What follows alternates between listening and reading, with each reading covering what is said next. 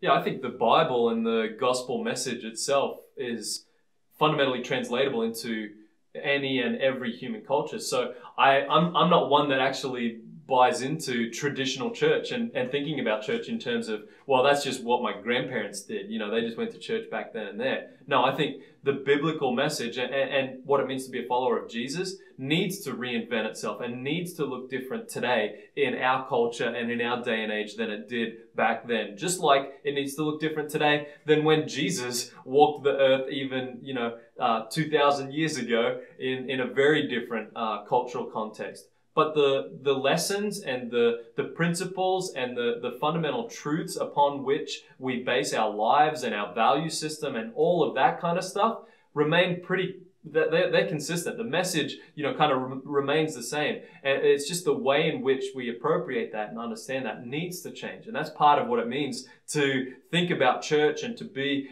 following Jesus today, and why it's so important actually to be in community, doing life together with other people. We help shape that and form that and encourage each other and make sure we're not missing bits and, things like that. And we forge it and we work it out today. But I'm convinced that God's design for the best way for us to live our lives remains the same.